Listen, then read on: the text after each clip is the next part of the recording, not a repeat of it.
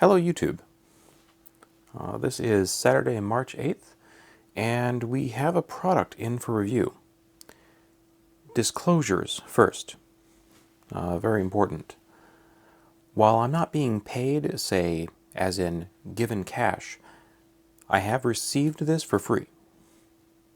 That is, in my view, compensation. So keep that in mind. I have received something in exchange for doing this. Standard corporate shill alert, etc., etc. I was clear with the person who contacted me that it would only happen if I was able to make the review as I chose, and that it would not be subject to their approval. And they said, yeah, it'll be a real review. That's fine. That said, you should make up your own mind as to how much to trust me. I have gotten something for this. Alright, disclaimer harped on enough. So this is the JOYALENS, let's see, JL246 either MS, or on here it's JL246S or S-M. I'm not sure if those are slightly different iterations of the same product, or if they are in fact the same. We'll take you over to the computer. So this is on Amazon. And it's priced at around the 140 range. That's what I could find for the MS. I don't find anything when I search for S-M, that variant. Oh, and this is very busy recently. We have a lot of equipment coming in, so expect more videos coming up.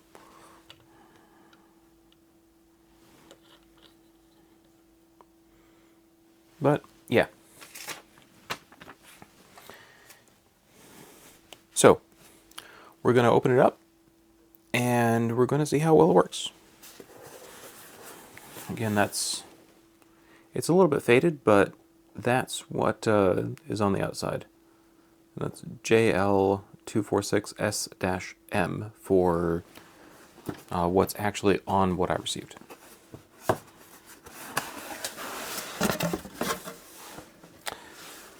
So, we open it up. We have a little instruction manual.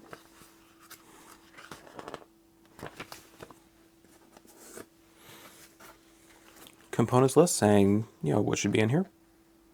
And some instructions for assembly. Seems like it'll be pretty straightforward.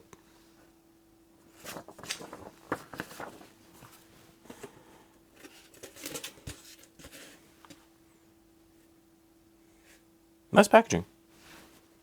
Yeah.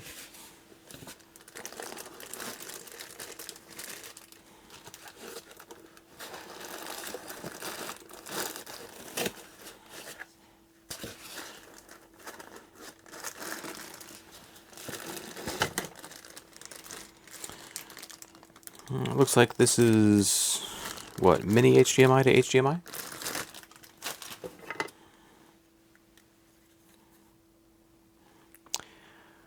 Looks like this is a remote.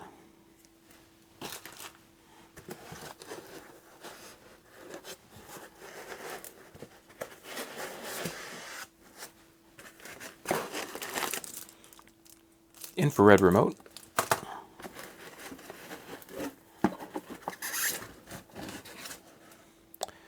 Couple of lens options.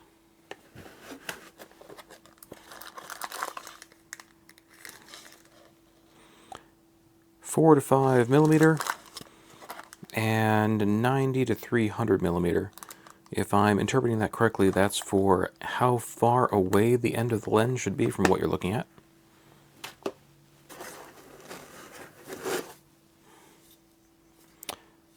Lamp source.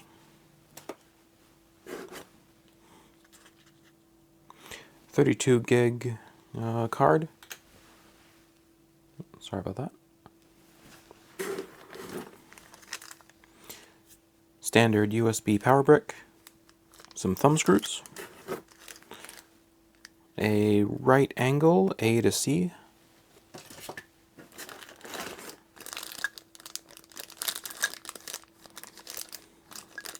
I'll have to look this up.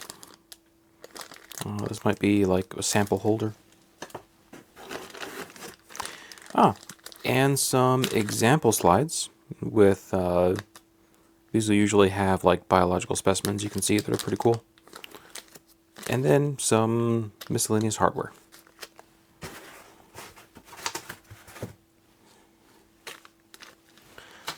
And here we have, oh, it's so tiny and cute. It's the little itty bitty version of that. Yeah.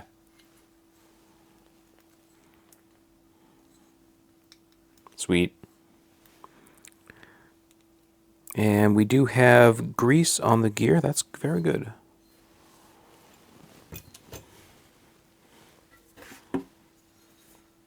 Our height pole. I keep bumping that, I'm sorry. And our base plate.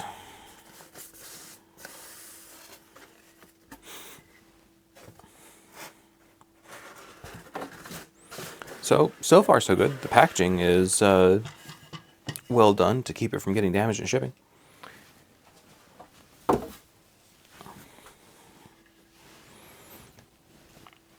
So let's take care of assembly.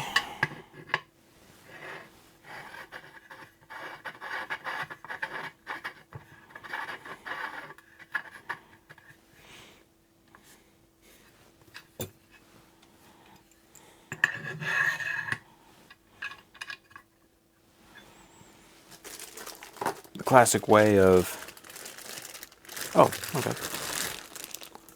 And there we have the camera directly attached. Some warnings. Basically, don't smash the display because, yeah.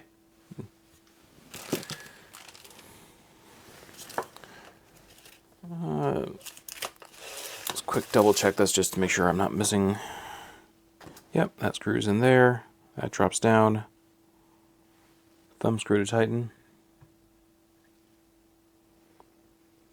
Beam.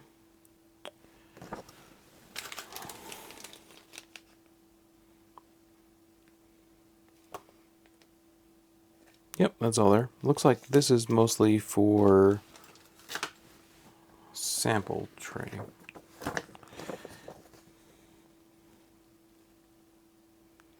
Alright, so that goes from the top and the lens goes under from the bottom. Okay.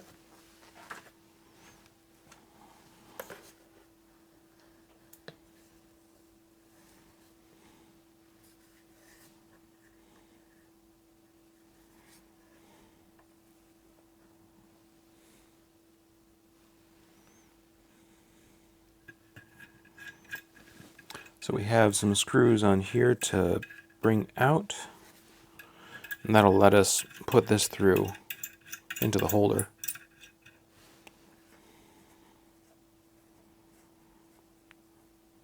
And we need to take these out, I believe,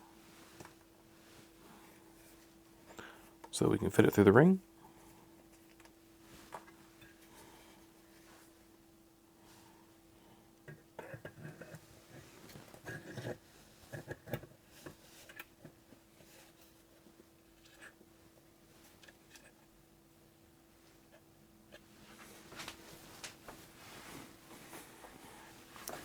Can you still see what I'm doing? Let's move this up a little bit. Sorry if I'm subjecting you to some uninteresting parts, but may as well, I mean, feel free to skip ahead. We'll put these screws back in.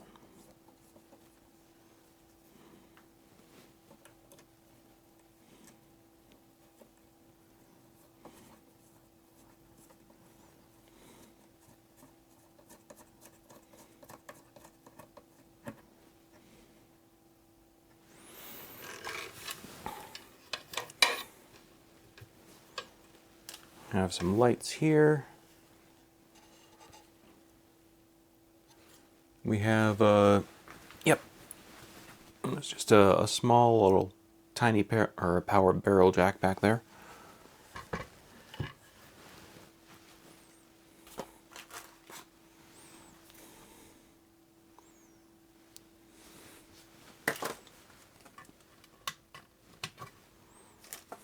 Yep, that goes in there. So we'll untwist this.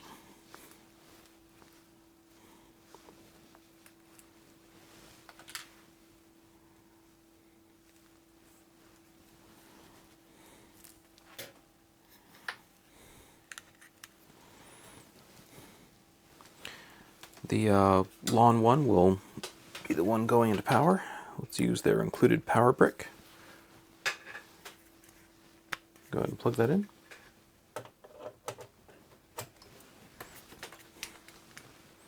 Plug in the lights. I'm guessing they'll just come on. Yep. And then lastly is plugging in power here.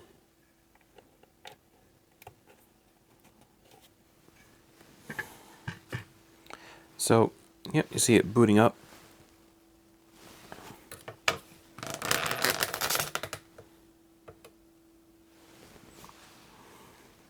So there's the SD card slot is right there. Let's go ahead and put that in.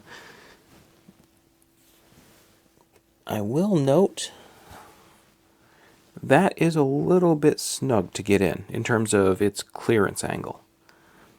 So that's something to be aware of.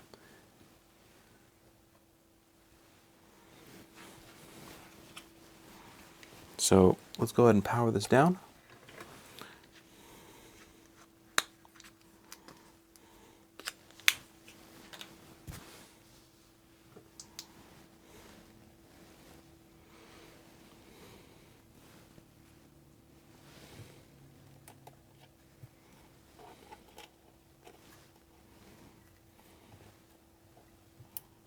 There's that little click, that's in. And then that'll be the mini HDMI for HDMI out. Alright, so now let's go ahead and power it back up again. Turn this around. And let's get this screen protector off.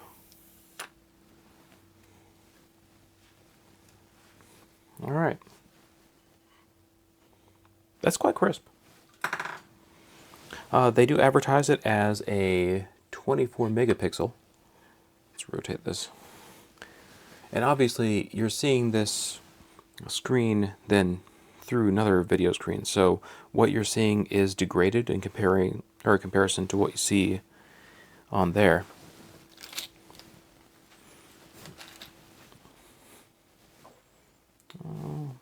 Let's get a sample. And because electronics is what we do,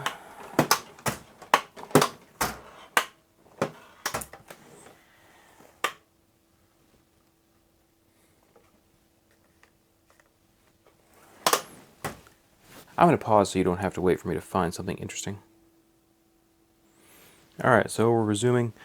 This is one of my old video cards in my giant drawer of junk. Ancient NVIDIA Quadro. So let's take a look at the circuit board and see how good this comes out.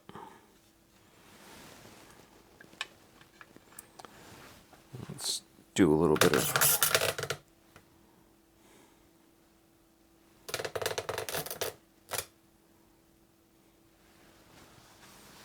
Alright, so we have a couple lamps.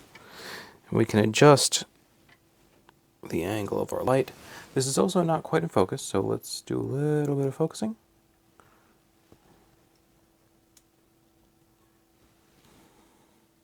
Very nice.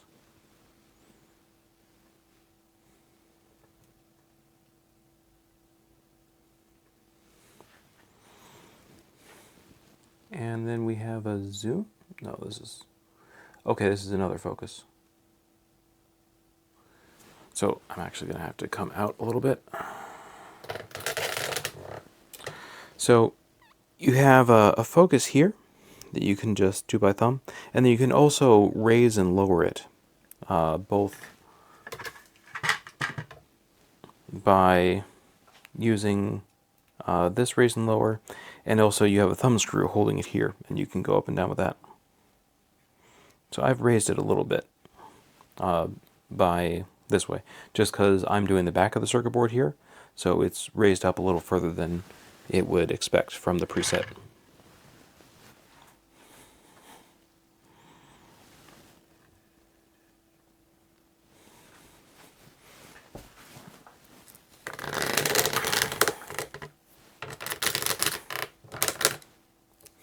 Sorry for the terrible camera work.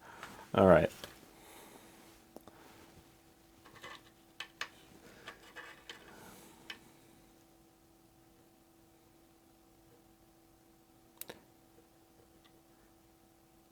Motion transition is very smooth, so that's quite nice. Now how about delay?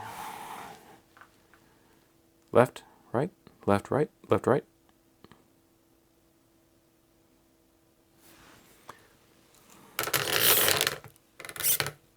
So delay is a matter of, literally, how long does it take for motion in reality to translate to motion on the screen. So let's go here.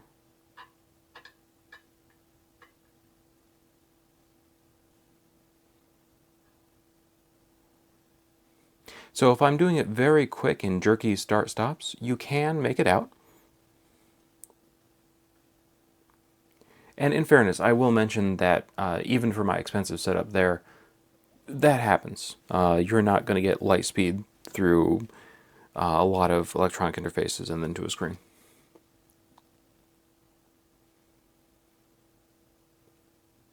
But yeah, you can see the amount of delay there.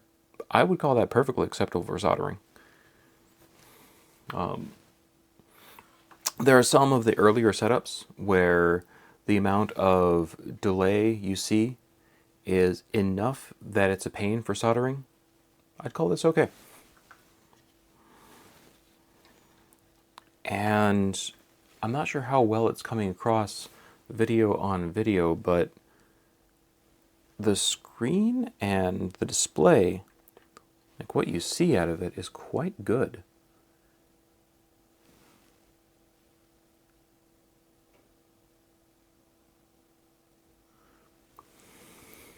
So,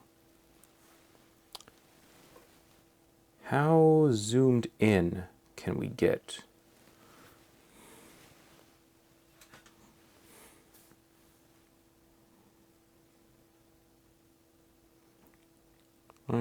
Yeah, this is the right amount of zoom for soldering already, but how much more can we go? And you can see, like, comparing the tip of this to what you see on the screen gives you an idea of the subjective feel of magnification.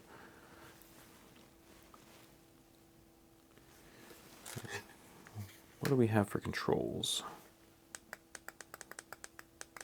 Alright, so on the remote, we have power for everything, lights and the microscope.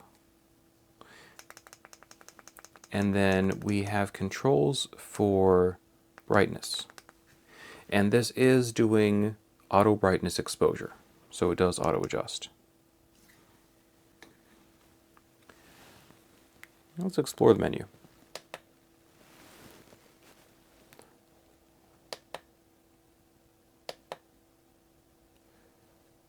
Alright, so we have, you can see up there, it's a little film camera. So that's video mode. This is picture mode. This would be to cycle into viewing any pictures you've taken. And back to video mode. We have that's a button labeled M. Let's see if, there. So we have power, M, up, down, OK, and picture. So with this, if I'm interpreting this correctly, this should start recording. Or we just took a picture. I'm not sure which. Let's do lawn press. No?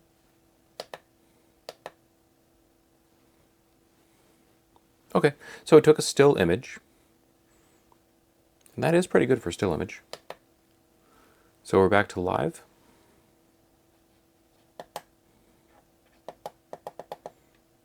Okay, there's zoom. So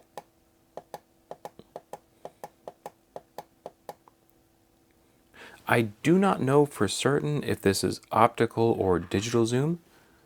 I'm guessing, based on the response time and the kind of instant change rather than gradual shift inward, that this is digital zoom.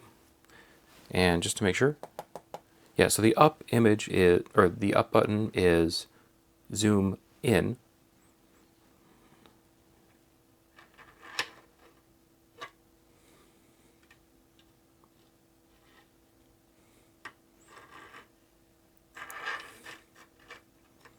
Yeah, that's definitely all you need for soldering. You can see some imperfectly soldered joints there. Very nice. Let's zoom out.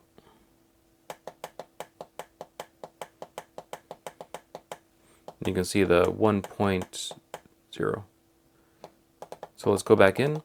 It tells you how much zoom, and it's going up to 3 times.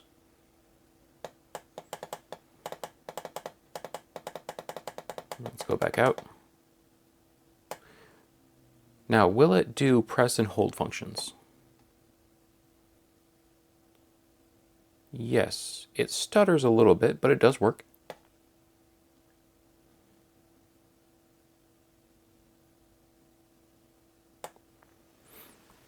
I think the stutter effect we're seeing is because it's trying to keep processing the image live while it's going through zoom.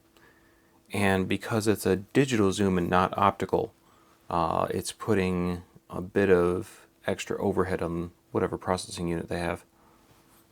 Just a guess, though. All right, so that's as far as we can go in with this lens, but we do have other lenses. And I'm curious.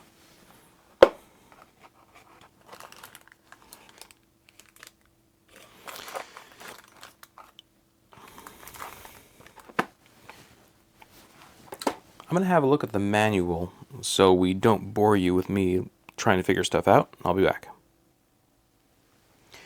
Okay, so in the manual, we are currently on lens A, object distance 12 to 320 millimeters, and it rates the magnification there as between 18 and 720. I'm guessing the max 720 is after they apply the 3x digital zoom, and it does confirm that it's digital zoom, which makes sense. So optically, what, 240? 240, 480, 720, yeah. So optical max is 240x, is what they're saying. And the longer lens is less magnification, but one would expect that you'd have a larger visible working area in exchange for that. And then the one that goes between 18 and 2040 times zoom, or 2040 times magnification after you factor in that digital zoom, that would only be for backlit. So with the amount of light that's going to take in, for electronics applications, you're not going to want to use that because you need through light and a lot of it. That's for biological samples. So I would say the A lens, the one they have attached by default, is definitely the right one for soldering and electronics. But, you know, it's a review, so let's give you a look. I'm going to pause this. Oh, no, I'm not going to pause. Let's give you a look at how much is involved with changing this. We have a couple thumb screws here.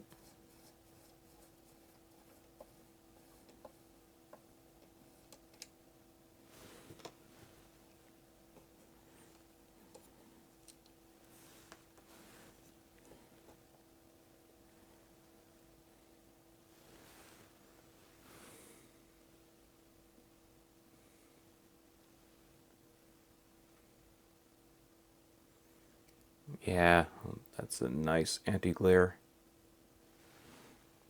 So when you switch this out, you do want to take care to not get anything in here. You definitely don't want to make contact with it, and you don't want to end up with anything smudging it. This side has a cone outward, so the actual optic portion is recessed. You can touch here and you're not touching the optical glass. So we're going to carefully put this optic side up and close that. And same thing, it's the reason that, okay, so take care with this one. The optical portion is close to the surface. You don't want to get like, finger oils on that. Can it be cleaned? Yes, but that would be extremely detailed work. It's way better for you to never get contamination in your optics in the first place, especially when they're small.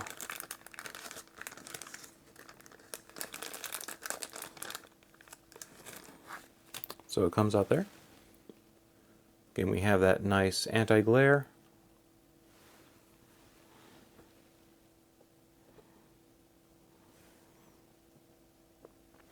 So it does just snug into place.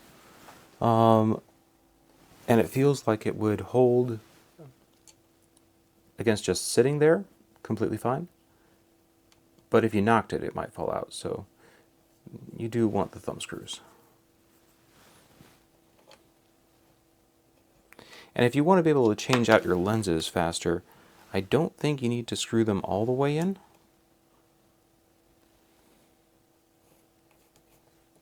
There.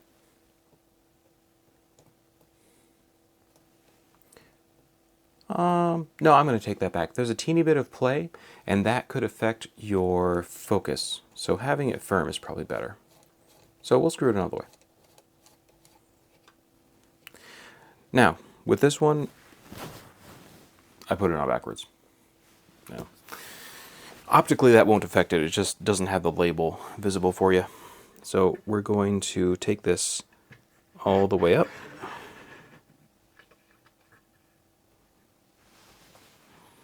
And we'll focus.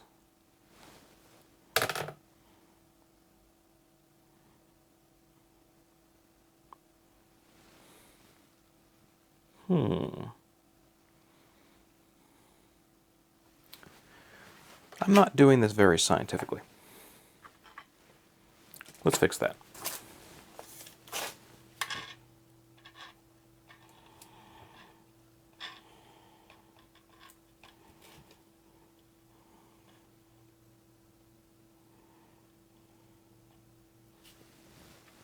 So we are all the way zoomed out, and our working area, this is with the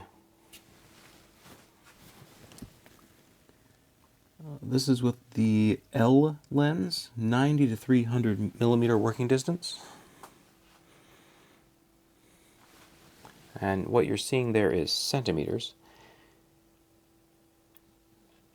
Yeah. So across, we get about 1.75 centimeters across here.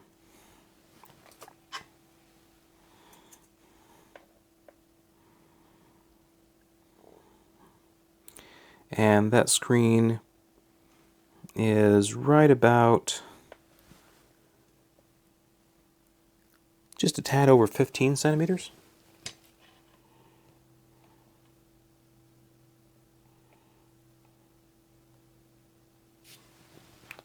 So I'm looking at, what, 10x? Roundabouts 10x is what I'm seeing. Unless I'm doing mental math wrong and embarrassing myself on the internet, but one should never be afraid to be wrong on the internet, else one will never get anything done. And besides, everyone will always make sure to let you know you're wrong. Everyone's friendly on the internet that way. They'll helpfully let you know if you're wrong. Alright, so let's take a look back at the board.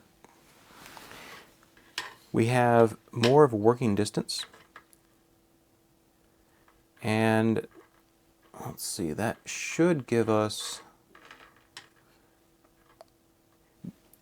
basically increased distance between your focusing device and your working object. It's a little more forgiving for trying to get something perfectly in focus, and you get more depth of field. So if you don't know what depth of field is in optics, let's say we're looking at here. So that screw head is a little bit higher than the circuit board.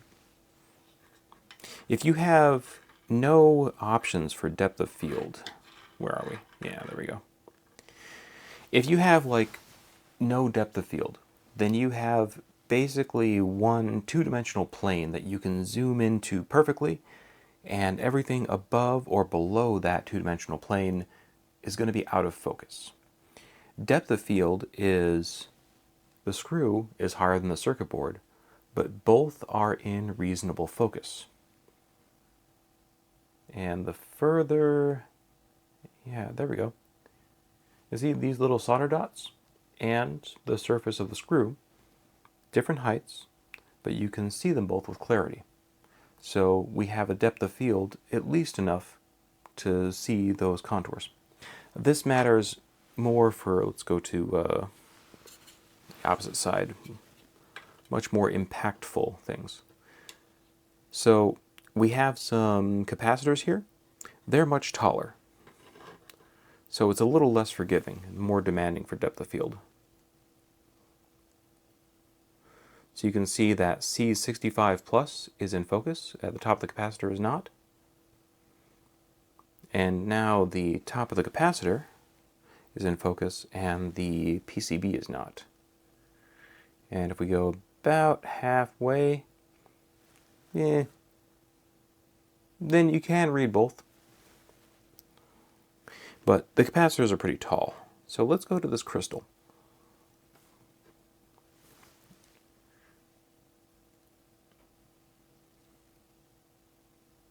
So right about here is the PCB being completely in focus.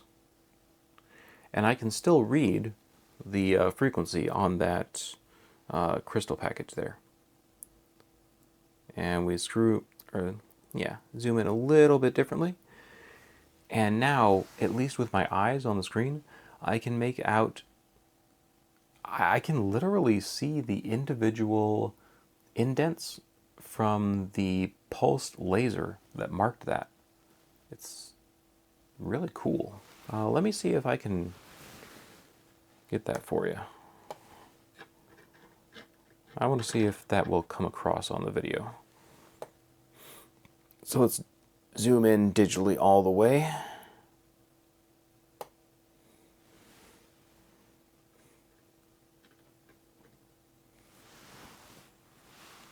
So I won't know until I'm reviewing what I'm recording, but this is pretty cool for me. I can make out the individual circular indents.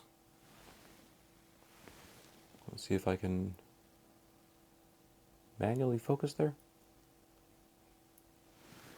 I can make out the individual circular indents of the laser pulses that carved out that little etch for that marking. Yeah, that's pretty cool.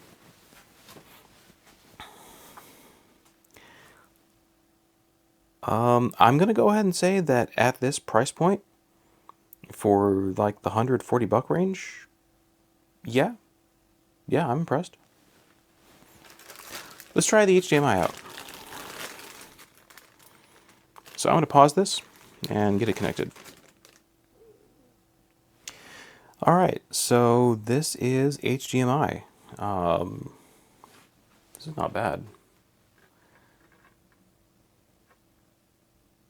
I think now you can make out what I was talking about literally being able to see.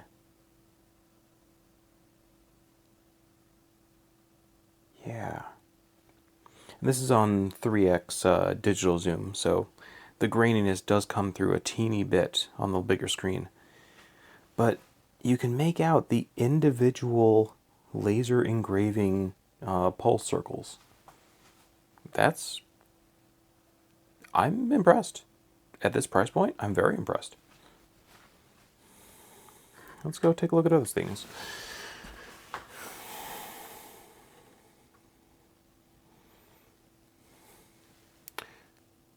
So there's the head of a capacitor.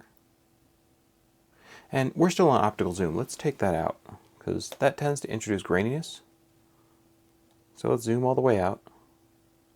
I think the only thing that I don't like about this so far is the stutter and slowness of zooming in and out, like if you're holding. But it's not terrible, not by far. I'd call it a minor gripe at this point.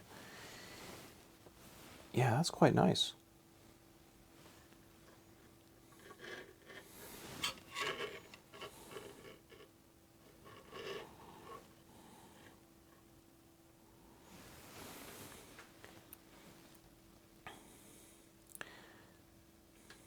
So you can play around with your light sources and it will auto adjust.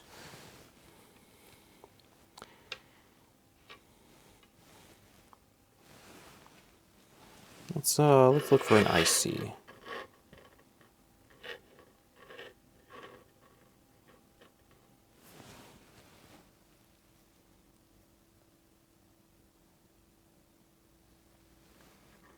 Okay. So this is the one other thing that is, in terms of optics and light, an issue that you may run into. And let me see if I can compensate for it. We're talking about the ability to read the surface of chips. And right now I'm trying to adjust for it by moving the light source. So that's no light.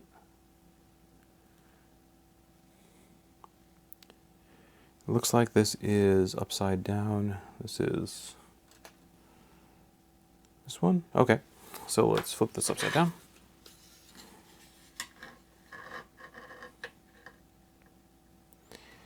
So what I do with my bench scope there is I have a polarizing filter that I can adjust to deal with these issues of glare and get the surface of chips to pop out so you can read them.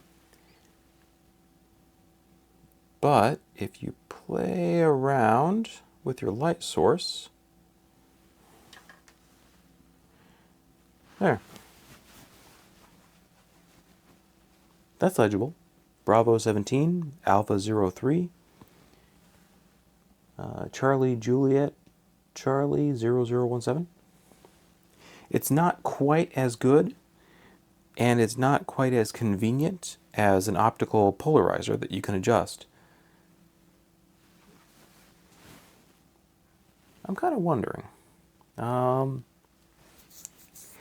so what I use on my main scope is, I believe it's called iFixes. It's like $27 on AliExpress. The screws on that are a bit too short to clamp here. But I think with a little DIY effort, you could get one of those $27 polarizers.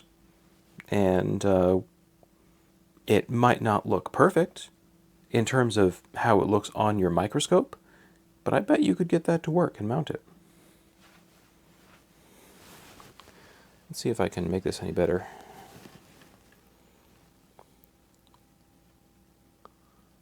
Yeah. Okay. That's not bad at all. That's even better. Okay, so you can read ICs. Oh yeah, that one's much better. The other one was a bit more challenging. But yeah, you can make out ICs. It just is a matter of, like, sorry. So if we have the light directly on it, you can get glare. You can still make that out, but it is a little bit more glared on. Sorry, I had a thing under one of the feet. It was making it unstable. But if you adjust the angle of the light, and typically what I see working is, instead of having your light source straight down or at a 45, the more you angle it out, because often these aren't just painted on, often there's a little bit of etching. So if you can get kind of a shadow and relief situation, that becomes much easier to read.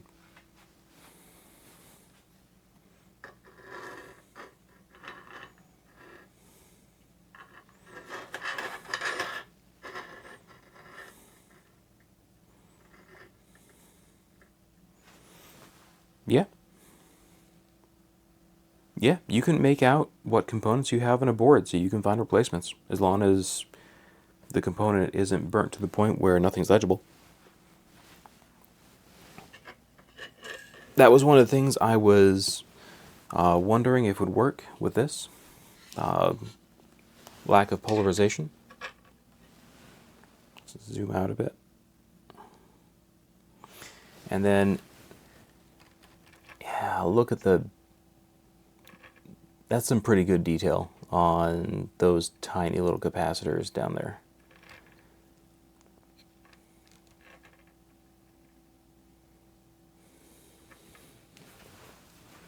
Yeah. This is excellent. So, there are things you don't get.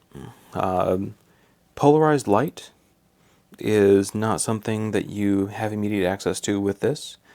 And the speed of zoom, there is a little to be left wanting there. But let's put this in perspective. The image quality is frankly amazing. This is like $1,000. This is $140.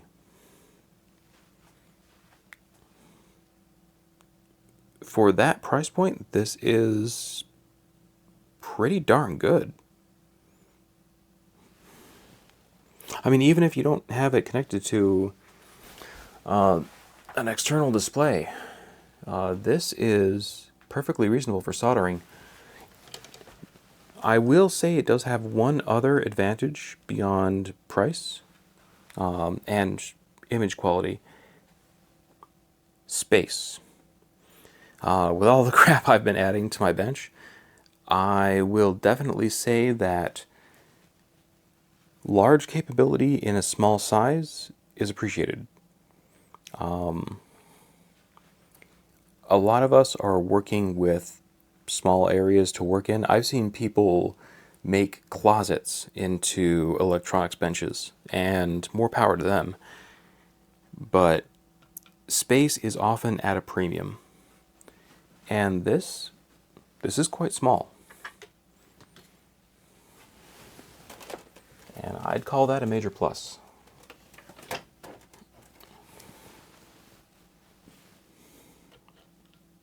So yeah, this is the JOYALENS JL246MS. It's a 24 megapixel digital microscope. Oh, that is... Okay, in fairness, I mean, we're apples to oranges here because of the price difference, but the one other thing that you don't get is direct optics to your eyes. With a trinocular setup, nothing ever beats straight optics.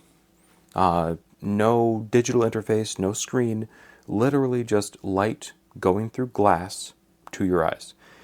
You can't beat it. There is zero delay except for literally light speed.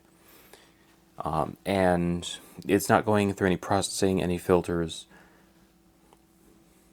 But unless you're getting a mantis, having your head craned over those eyepieces while you solder is very fatiguing, especially if you're doing more than like a minute of soldering. So there are reasons why the mantis exists, and it's like many thousands of dollars. So that's even another realm compared to that. But price point, $140 for this? Yeah, I would solder with it. Absolutely.